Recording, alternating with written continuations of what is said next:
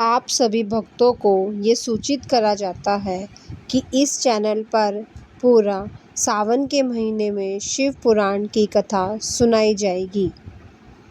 भक्तों, आज आप सभी के सामने सावन के महीने की शुरुआत में मैं शिव पुराण की शुरुआत आपके सामने कर रही हूँ।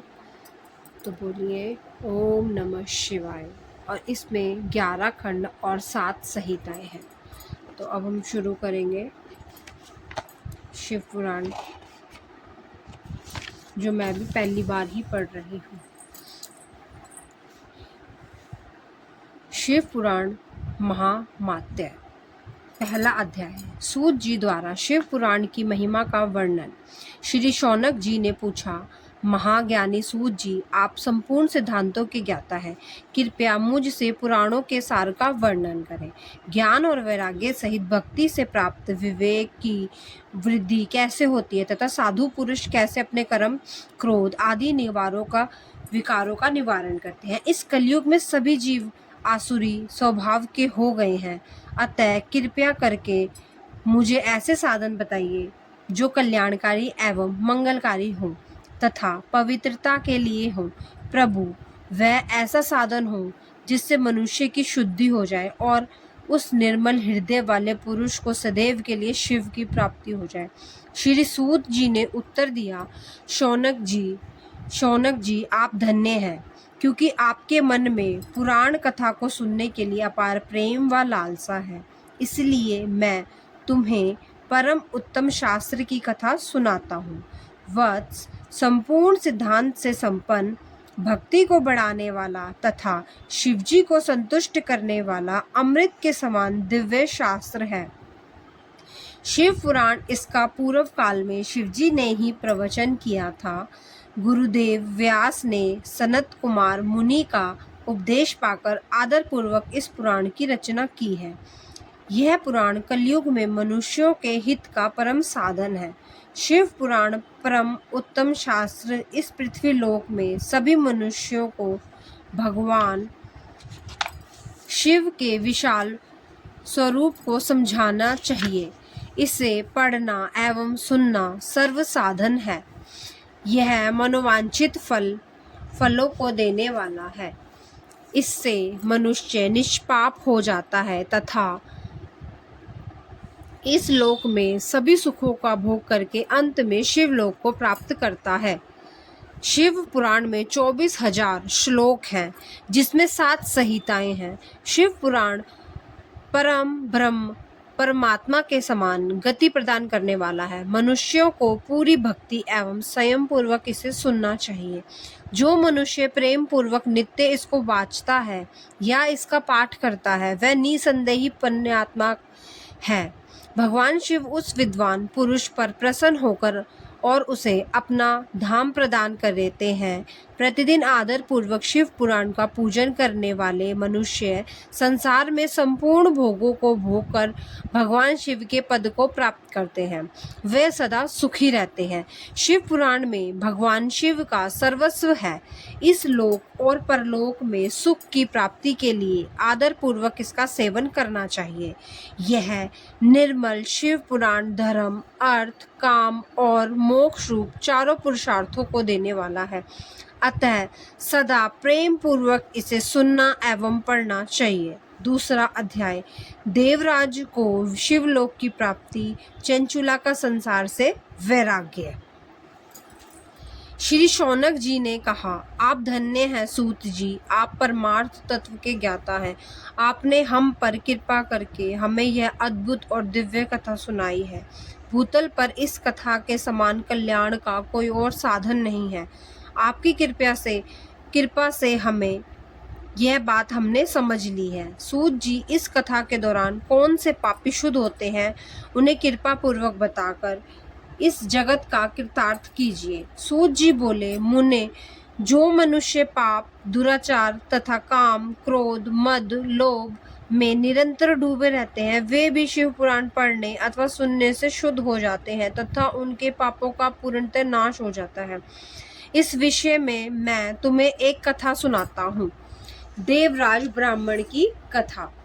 बहुत पहले की बात है कि रातों के नगर में देवराज नाम का एक ब्राह्मण रहता था।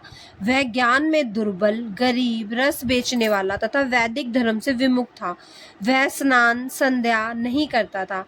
उसमें वैश्य वृत्ति बढ़ती ही जा रही थी। तब वह भक्तों को ठगता था। उसने अनेक मनुष्यों को मारकर उनका सब धन हड़प लिया था। उस पापी ने थोड़ा सा भी धन धर्म के काम में नहीं लगाया था। वह वैश्यगामी तथा आचार भ्रष्ट था। एक दिन वह घूमता हुआ देवयोग से प्रतिष्ठानुपुर जा पहुंचा। वहां उसने एक शिवालय देखा जहां बहुत से साधु महात्मा एकत्रित हुए थे। देवराज वहीं ठहर गया। वहां रात में उसे ज्वर आ गया और उसे बड़ी पीड़ा होने लगी। वहीं पर एक ब्राह्मण देवता शिव पुराण की कथा सुन रहा था। ज्वर में पड़ा देवराज भी ब्राह्मण के मुख से शिव कथा को निरंतर सुनता रहता था। 1 मास बाद देवराज ज्वर से पीड़ित अवस्था में चल बसा। यमराज के दूत उसे बांधकर यमपुरी ले गए। तभी वहां शिवलोक से भगवान शिव के पार्षदगण आ गए। वे कर्पूर के समान उज्जवल थे।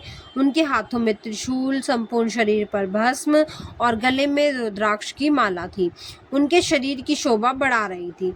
उन्होंने यमराज के दूतों को मार पीट कर देवराज को यमदूतों के चुंगल से छुड़ा लिया और वे अपने अद्भुत विमान में बैठकर जब कैलाश पर्वत पर ले जाने लगे तो यमपुरी में कोलाहल मच गया, जिसे सुनकर यमराज अपने भवन से बाहर आए। साक्षात रुद्रों के समान प्रतीत होने वाले इन दूतों को धर्मराज ने विधि पूर्वक पूजन कर ज्ञान दृष्टि से सारा मामला जान लिया। उन्होंने भय के कारण भगवान शिव के दूतों से कोई भी बात नहीं पूछी। तत्पश्चात शिव दूत देवराज को लेकर कैलाश पर्वत चले गए और वहां पहुंचकर उन्होंने ब्राह्मण को करुणावतार भगवान शिव के हाथों में सौंप दिया। शौनक जी ने कहा, महाभाग सूत जी, आप सर्वज्ञ हैं।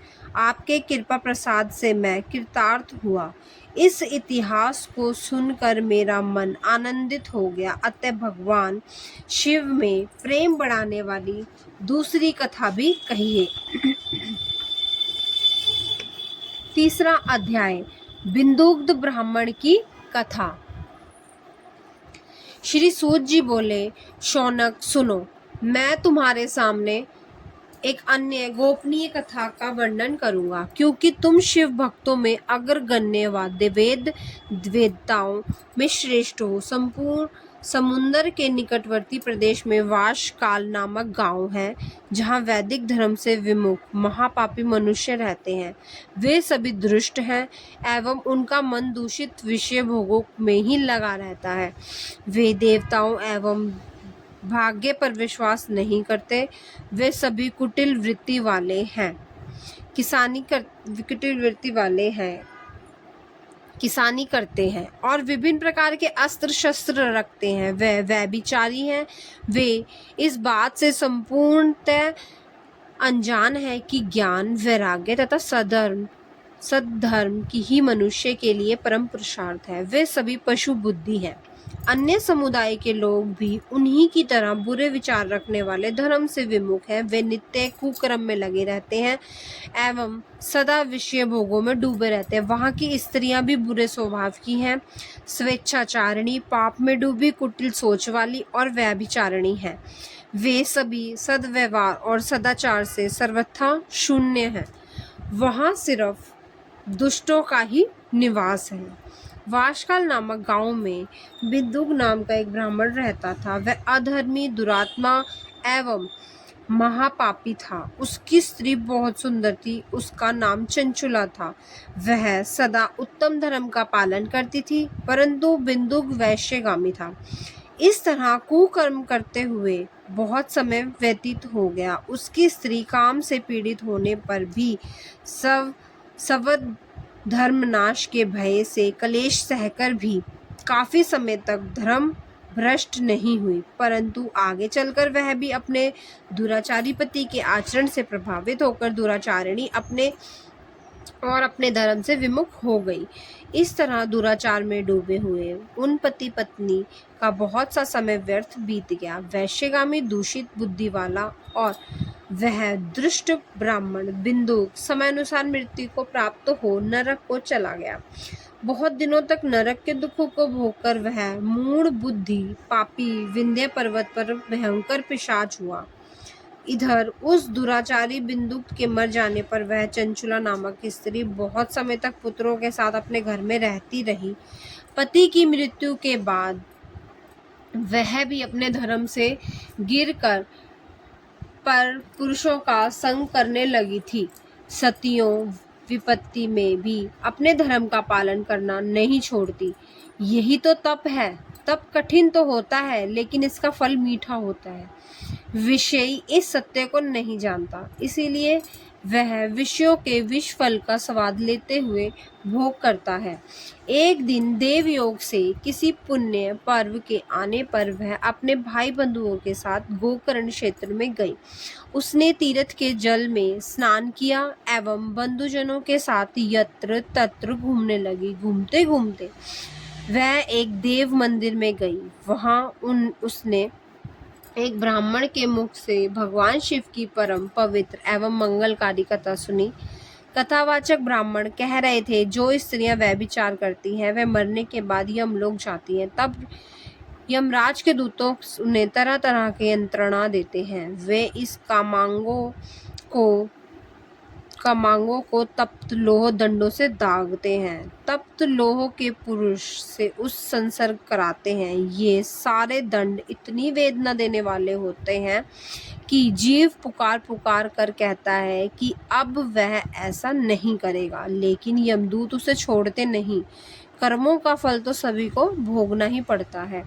देव ऋषि मनुष्य सभी इससे बंधे हुए हैं। ब्राह्मण के मुख से यह वैराग्य बढ़ाने वाली कथा सुनकर चंचुला भय से व्याकुल हो गई। कथा समाप्त होने पर सभी लोग वहां से चले गए। तब कथा बाँचने वाले ब्राह्मण देवता से चंचुला ने कहा, हे ब्राह्मण, धर्म को ना जानने के कारण मेरे द्वारा बहुत बड़ा दुराचार हुआ है। स्वामी, मेरे ऊपर कृपा कर मेरा उद्धार कीजिए। आपके प्रवचन को सुनकर मुझे इस संसार से वैराग्य हो गया है। मुझ मूढ़ चित्त वाली पापनी को धिक्कार है। मैं निंदा के योग्य हूँ। मैं बुरे विषयों में फंसकर अपने धर्म से विमुख हो गई थी। कौन मुझ जैसी कुमार्ग में मन लगाने वाली पापनी का साथ देगा? जब यमदूत मेरे गले में फंदा डालकर मुझे बांध कर ले जाएंगे और नरक में मेरा शरीर के टुकड़े करेंगे, तब मैं कैसे उन महान यातनाओं को सहन कर पाऊंगी?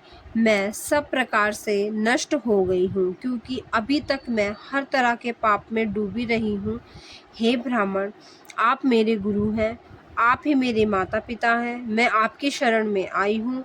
मुझ अबला का अब आप ही उद्धार कीजिए। सूत जी कहते हैं, शौनक, इस प्रकार विलाप करती हुई चंचुला ब्राह्मण देवता के चरणों में गिर पड़ी। तब ब्राह्मण ने उसे कृपा पूर्वक उठाया।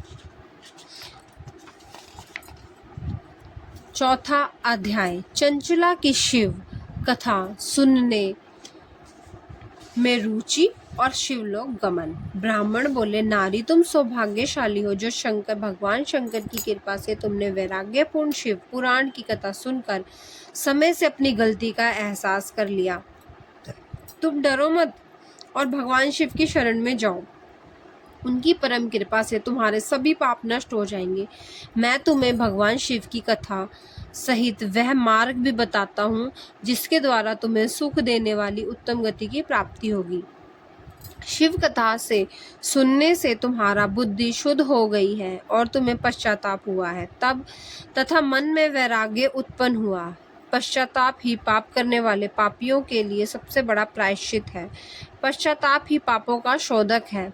इससे ही पापों की शुद्धि होती है। सत्पुरुषों के अनुसार पापों की शुद्धि के लिए प्रायश्चित पश्चाताप से ही संपन्न होता है। तो मनुष्य अपने कुकर्म के लिए पश्चाताप नहीं करता, वह उत्तम गति प्राप्त नहीं करता, परंतु जिसे अपने कुकृत्य पर हार्दिक पश्चाताप होता है, वह अवश्य उत्तम गति की भागीदार होता है। इसमें कोई शक नहीं है। शिव पुराण की कथा सुनने से चित्त की शुद्धि एवं मन निर्मल हो जाता है। शुद्ध चित्त में ही भगवान शिव व पार्वती का वास होता है।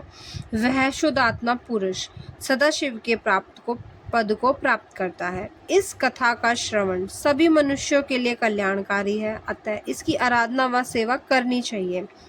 यह कथा भव बंधन रूपी रोग का नाश करने वाली है। भगवान शिव की कथा सुनकर हृदय में उसका मनन करना चाहिए। इससे चित्त की शुद्धि होती है। चित्त शुद्धि होने से ज्ञान और वैराग्य के साथ महेश्वर की भक्ति निश्चय ही प्रकट होती है तथा उनके अनुग्रह से दिव्य मुक्ति प्राप्त होती है। जो मनुष्य माया के प्रति आसक्त है वह इस संसार बंधन से मुक्त नहीं हो पाता। हे ब्राह्मण पत्नी, तुम अन्य विषयों से अपने मन को हटाकर भगवान शंकर की इस परम पावन कथा को सुनो। इससे तुम्हारा चित्त की शुद्धि होगी और तुम्हें मोक्ष की प्राप्ति होगी। जो मनुष्य निर्मल हृदय से भगवान शिव के चरणों का चिंतन करता है उसकी एक ही जन्म में मुक्ति हो जाती है। सूत जी कहते हैं, शौनक यह कहकर वह ब्राह्मण चुप हो गए। उनका हृदय करुणा से भर गया। वे ध्यान में मग्न हो गए।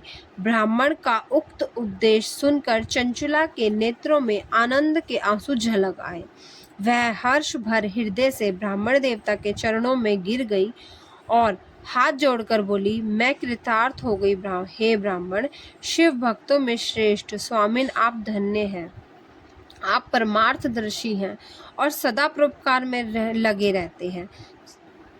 साधो, मैं नरक के समुद्र में गिर रही हूँ, कृपया कर मेरा उद्धार कीजिए। जिस पौराणिक व अमृत के समान सुंदर शिव पुराण की कथा की बात आपने कही है, उसे सुनकर ही मेरे मन में वैराग्य उत्पन्न हुआ है। उस अमृतमयी शिव पुराण कथा को सुनने के लिए मेरे मन में बड़ी श्रद्धा हो रही है। कृपया आप मुझे उसे सुनाइए। सूत जी कहते हैं, शिव पुराण की कथा सुनने की इच्छा मन में लिए हुए चंचुला उन ब्राह्मण देवता की सेवा में वहीं रहने लगी।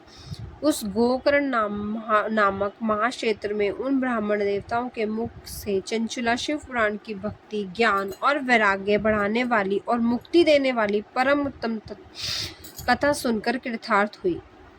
उसका चित्त शुद्ध हो गया।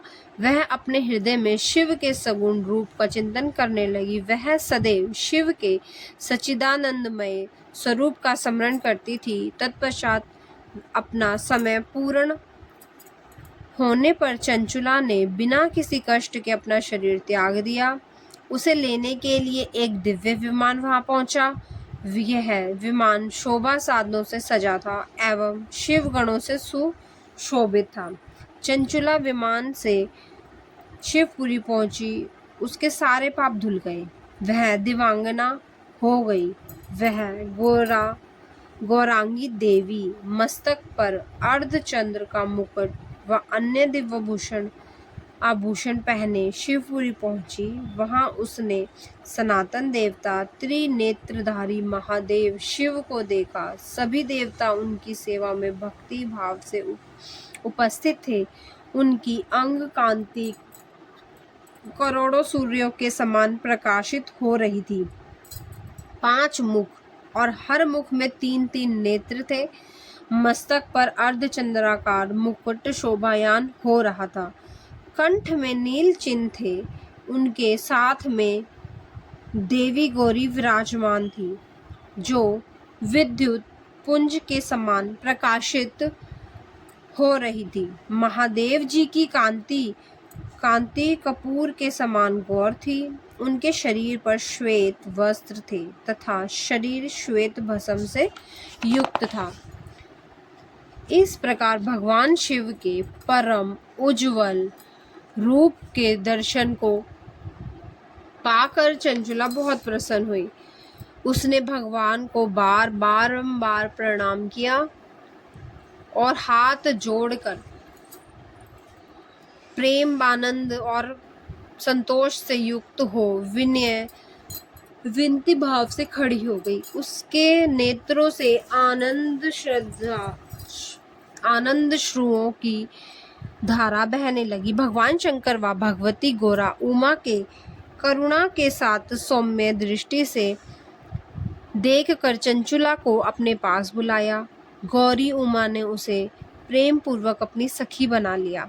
चंचुला सुख पूर्वक भगवान शिव के धाम में उमा देवी की सखी के रूप में निवास करने लगी। 5वां अध्याय, विदुं का पिशाच योनि से उद्धार।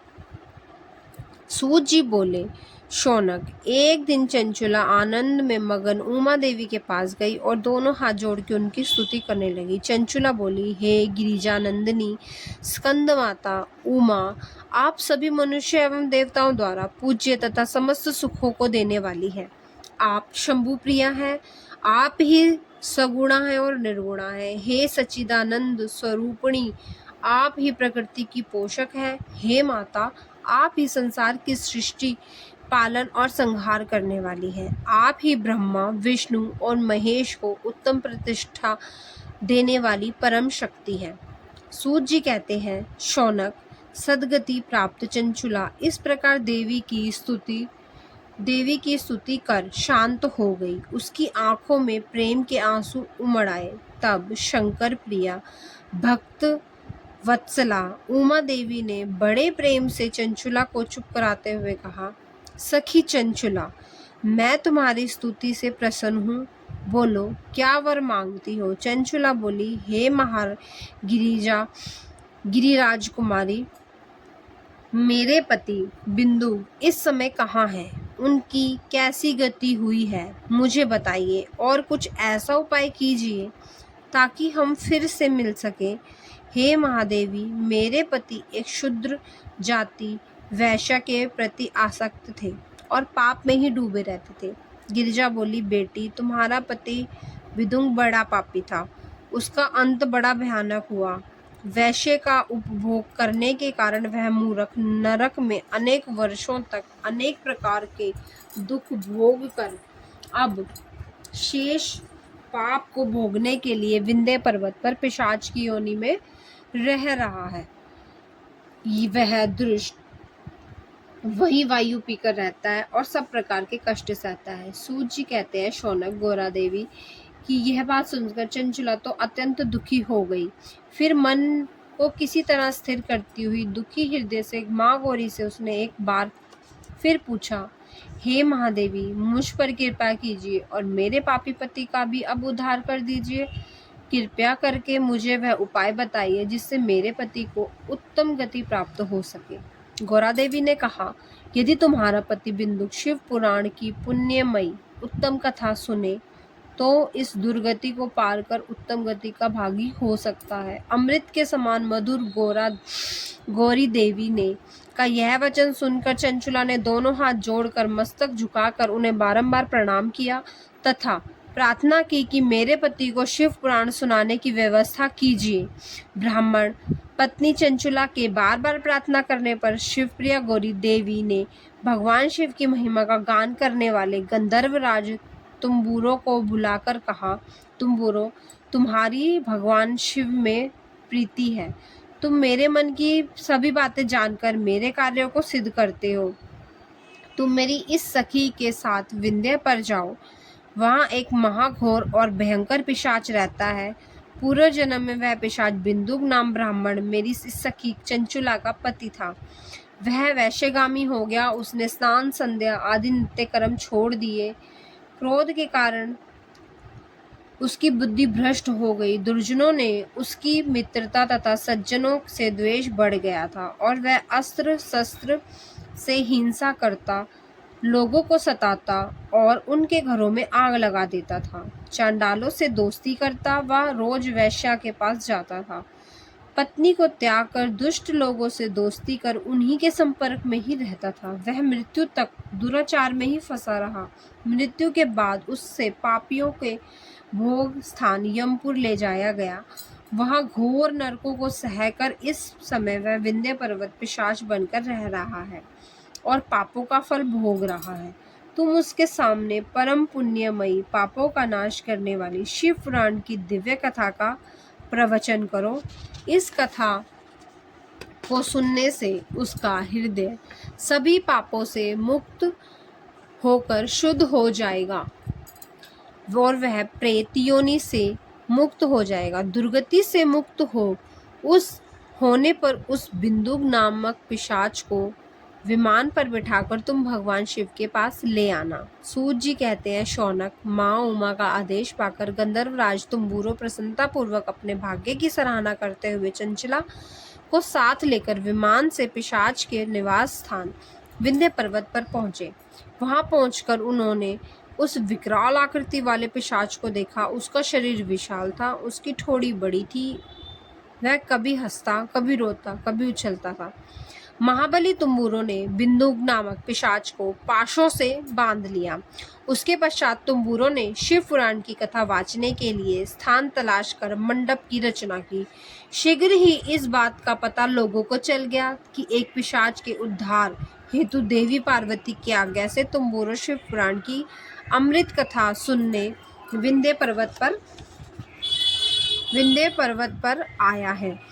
उस कथा को सुनने के लोभ से बहुत से देवर्षि वहां पहुंच गए। सभी को आदरपूर्वक स्थान दिया गया। पिशाच बिंदु को पार्श्वों में बांधकर आसन पर बिठाया गया और अब तुम्बुरो ने परम उत्तम शिव पुराण की अमृत कथा का ज्ञान शुरू किया। उसने पहली विदेश्वर संहिता को लेकर 7वीं वायु संहिता तक शिव पुराण की कथा का स्पष्ट वर्णन किया। सातों संहिताओं शिव पुराण को सुनकर सभी श्रोता कृतार्थ हो गए। परम पुण्यमय शिव पुराण को सुनकर पिशाच सभी पापों से मुक्त हो गया। उसने पिशाच शरीर को त्याग कर शीघ्र ही उसका रूप दिव्य हो गया। उसका शरीर गौर वर्ण हो गया। शरीर पर श्वेत वर्ण वस्त्र एवं पुरुषों के आभूषण आ गए।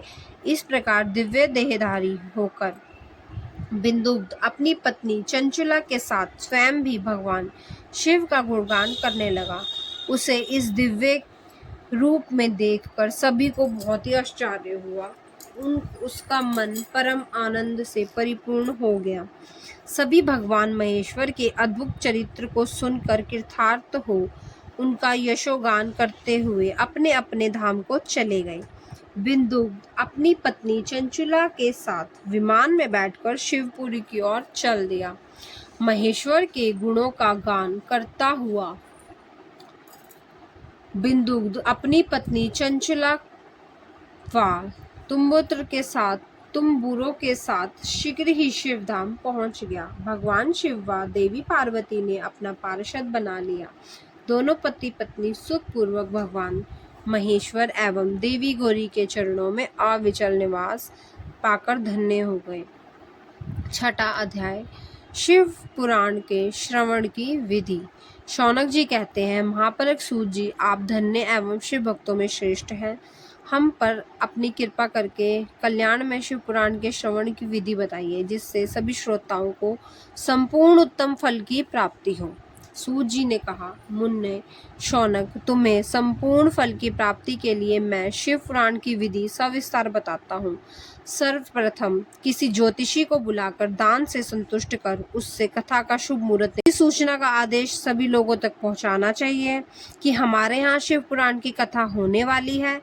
अपने कल्याण की इच्छा रखने वालों को इससे सुनने अवश्य पधारना चाहिए। देश देश में जो भी भगवान शिव के भगत हों तथा शिव कथा के कीर्तन और श्रवण के उत्सुक हों, उन सभी को आदर पूर्वक बुलाना चाहिए और उनका आदर सत्कार करना चाहिए। शिव पुराण सुनने के लिए मंदिर, तीर्थ, वन प्रांत अथवा घर में ही उत्तम स्थान का निर्माण करना चाहिए। केले के खंभों से सुशोभित कथा मंडप तैयार कराएं। उसे सब और फल, पुष्प, सुंदर चंदेवों से अलंकृत करना चाहिए। चारों कोनों पर ध्वज लगाकर उसे विभिन्न सामग्री से सुशोभित करें। भगवान शंकर के लिए भक्ति पूर्वक दिव्य आसन का निर्माण करना चाहिए तथा कथावाचक के लिए भी दिव्य आसन का निर्माण करना चाहिए।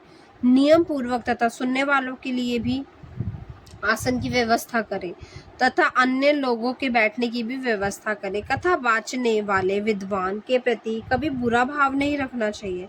संसार में जन्म तथा गुणों के कारण बहुत से गुरु होते हैं, परंतु उन सब में पुराणों का ज्ञाता ही परम गुरु माना जाता है। पुराण वेता पवित्र, शांत, साधु, ईर्ष्या पर विजय प्राप्त करने वाला और दयालु होना चाहिए। ऐसे गुणी मनुष्य को पुण्यमयी कथा को वाचना चाहिए। सूर्योदय से साढ़े 3 पहर तक इसे वाचने का उपयुक्त समय है। मध्याह्न काल में 2 घड़ी तक कथा बंद रखनी चाहिए ताकि लोग मल मूत्र का त्याग कर सके। जिस दिन से कथा शुरू हो रही है उससे 1 दिन पहले व्रत ग्रहण करें। कथा के दिनों में प्रातःकाल का नित्यक्रम संक्षेप में कर लेना चाहिए। वक्ता के पास उसकी समय सहायता हेतु एक विद्वान व्यक्ति को बैठना चाहिए कि जो सब प्रकार से संशयों को दूर कर लोगों को समझाने में कुशल हो। कथा में आने वाले विघ्नों को दूर करने के लिए सर्वप्रथम गणेश जी का पूजन करना चाहिए। भगवान शिव व शिव पुराण की भक्ति भाव से पूजा करें। तत्पश्चात श्रोता तन मन से शुद्ध होकर आदर पूर्वक शिव पुराण की कथा सुने। जो वक्ता और श्रोता अनेक प्रकार के कर्मों से भटक रहे हों, काम आदि 6 विकारों से युक्त हों, वे पुण्य के भागी नहीं हो सकते। जो मनुष्य अपनी सभी चिंताओं को भूलकर कथा में मन लगाते हैं, उनका शुद्ध बुद्धि मनुष्यों को उत्तम फल की प्राप्ति होती है। 7वां अध्याय, श्रोताओं द्वारा पालन किए जाने वाले नियम। सूत जी बोले, शौनक, शिव पुराण सुनने का व्रत लेने वाले पुरुषों के लिए जो नियम है उनकी भक्ति पूर्वक सुनो। शिव पुराण की पुण्यमयी कथा नियम पूर्वक सुनने के से बिना किसी विघ्न बाधा के उत्तम फल की प्राप्ति होती है। दीक्षा रहित मनुष्यों को कथा सुनने का अधिकार नहीं है, अतः पहले वक्ता से दीक्षा ग्रहण करनी चाहिए। नियम पूर्वक तथा कथा सुनने वालों मनुष्य को ब्रह्मचर्य का अच्छी तरह से पालन करना चाहिए। उसे भूमि पर सोना चाहिए, पत्तल में खाना खाना चाहिए तथा कथा समाप्त होने पर ही अन्न ग्रहण करना चाहिए। समर्थ मनुष्यों को शुद्ध भाव से शिव पुराण की कथा की समाप्ति तक उपवास रखना चाहिए और एक ही बार भोजन करना चाहिए। गरिष्ठ अन्न, दाल, जला अन्न, सेम, मसूर तथा बासी अन्न नहीं खाना चाहिए।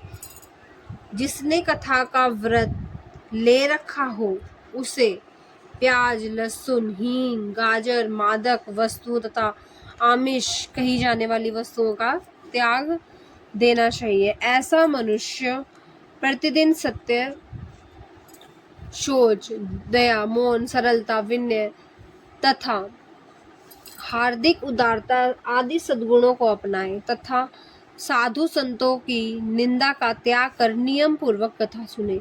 साकाम मनुष्य इस कथा के प्रभाव से अपनी अभीष्ट कामना प्राप्त करता है और निष्काम मोक्ष को प्राप्त करता है। सभी स्त्री पुरुषों को विधि विधान से शिव पुराण की उत्तम कथा को सुनना चाहिए। महर्षि शिव पुराण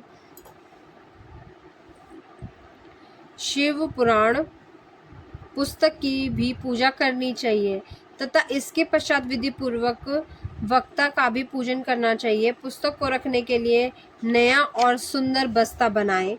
पुस्तक व वक्ता की पूजा के उपरांत वक्ता की सहायता हेतु बुलाए गए पंडितों का भी सत्कार करना चाहिए। कथा में पधारे अन्य ब्राह्मणों को भी अन्न धन का दान दे। गीता वाद्य और नृत्य से उत्सव को महान बनाए।